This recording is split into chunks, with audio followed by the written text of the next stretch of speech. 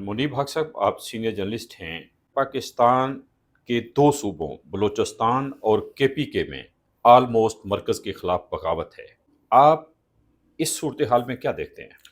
देखिए मेहसन का शेर है, वक्त करता है परवरिश बरसों, हाँ।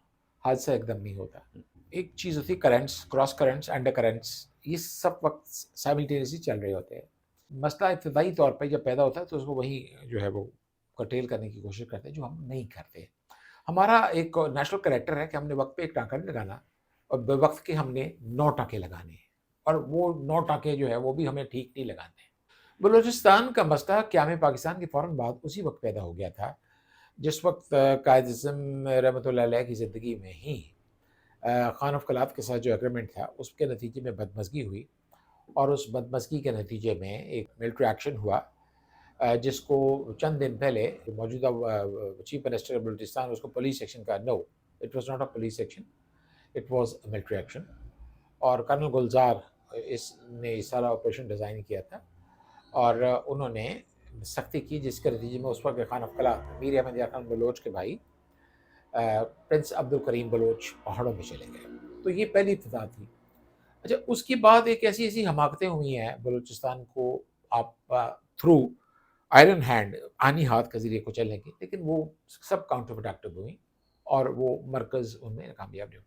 सबसे जो बड़ा ऑपरेशन हुआ वो भुट्टो साहब ने किया, उस वक्त किया जिस वक्त अताउल्लाह मंगल की हुकूमत डिसमिस कर दी गई, मुंतखब हुकूमत डिसमिस कर दी गई, जिसके नतीजे में केपीके में मौलाना मुफ्ती महमूद ने रिज़ाइन कर दिया।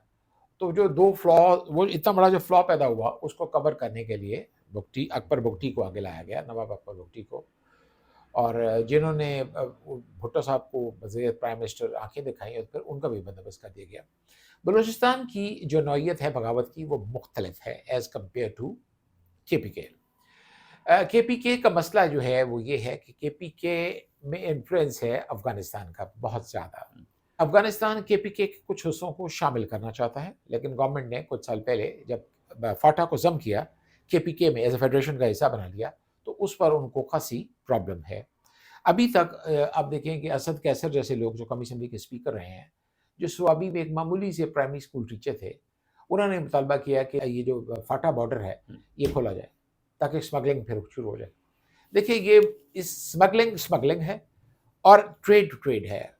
हमारा जो पठान है वो स्मगलिंग और ट्रेड में फ़र्क नहीं समझता।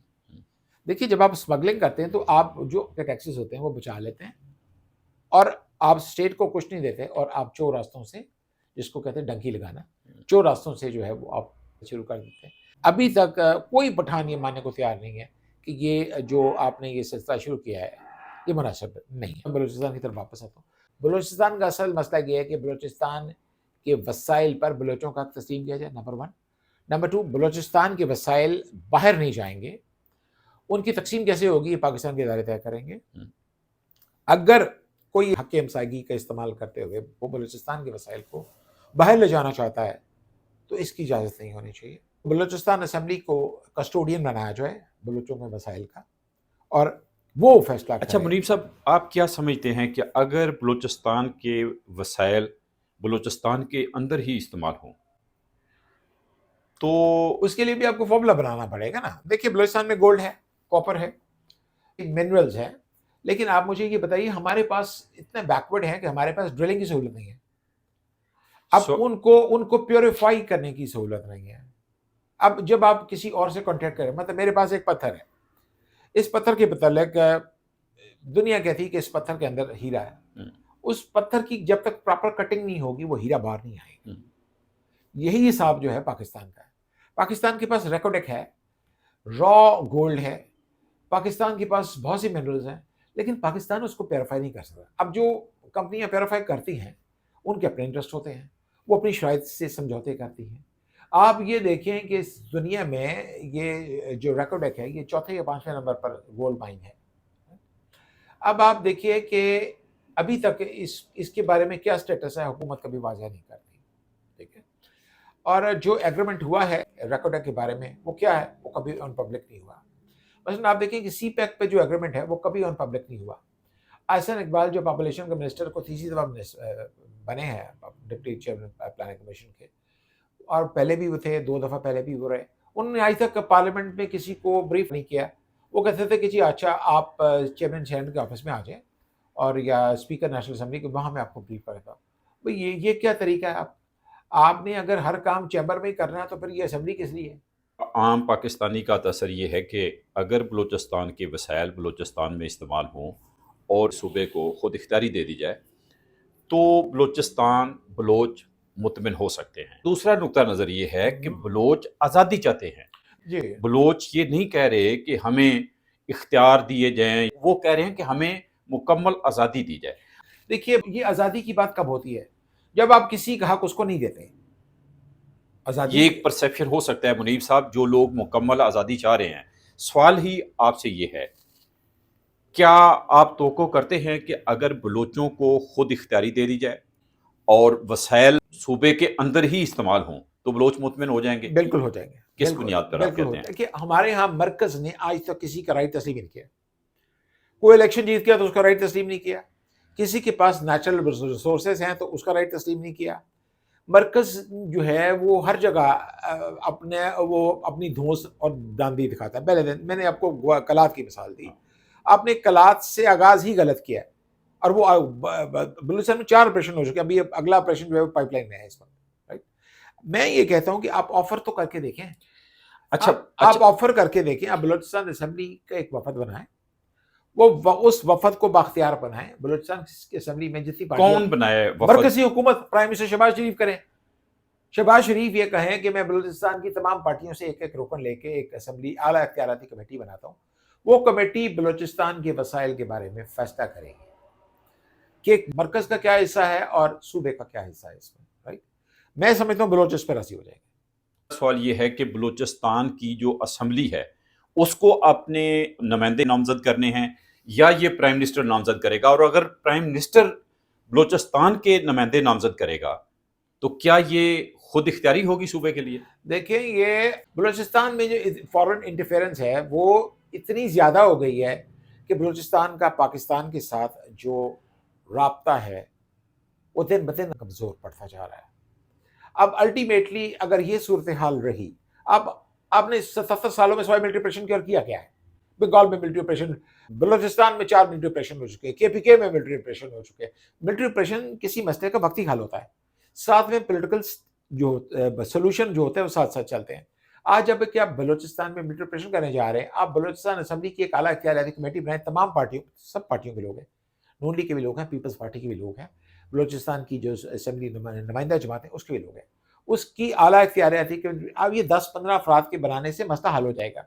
جب بلوچوں کے وسائل ان کے ہاتھ میں ہوں گے تو میں آپ کو گارنٹی دیتا ہوں کہ کوئی آزادی کا نعرہ نہیں لگے گا.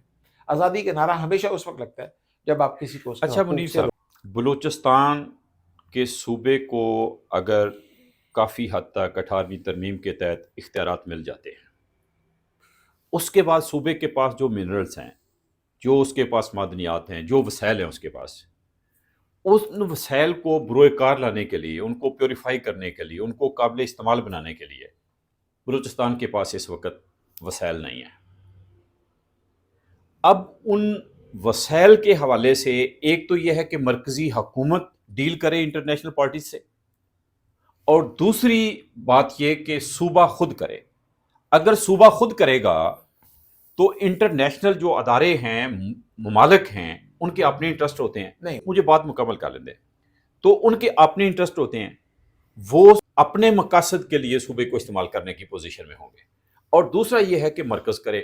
اگر مرکز کرتا ہے تو صوبے کو اعتراض ہے، اور اگر صوبے کو مکمل اختیار دیا جاتا ہے تو مرکز کے تحفظات بہت جینون ہوتے ہیں اس صورت میں کہ بلوچستان کو پاکستان کا حصہ سمجھا.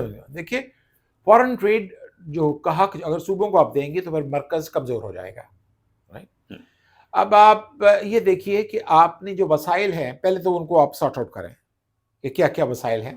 منرلز کہاں ہیں، گولڈ کہاں ہے، را گولڈ کہاں ہے، کاپر کہاں ہے، اور جو باقی جو کچھ جہاں جہاں کے ہیں پہلے اس کی آپ تفصیل بنائیں. تفصیل بنانے کے بعد ان میں حصہ طے کریں بلوچستان کے وسائل پہ بلوچ عوام کا حصہ. مثلا آپ دیکھیں سی پیک سارا بلوچستان میں بڑھ رہا ہے. زیادہ تر بلوچستان میں، بلوچستان گوادر سے ہوتے ہوئے، KP کے ہوتے شمالی علاقوں سے ہوتے ہوتے یہ جا کے خنجراب کراس کر کے زنجان اور کاشکر میں جا کے ملتا ہے. مجھے بتائیے کہ آپ نے کتنا حصہ دیا ہے، کتنی نوکریاں دی ہیں بلوچستان کو، کتنی نوکریاں دی ہیں کے پی کے کو، کیا حصہ طے کیا ہے، یہ آپ کو پتہ ہے؟ یہ آپ نے آج تک طے کیا ہے؟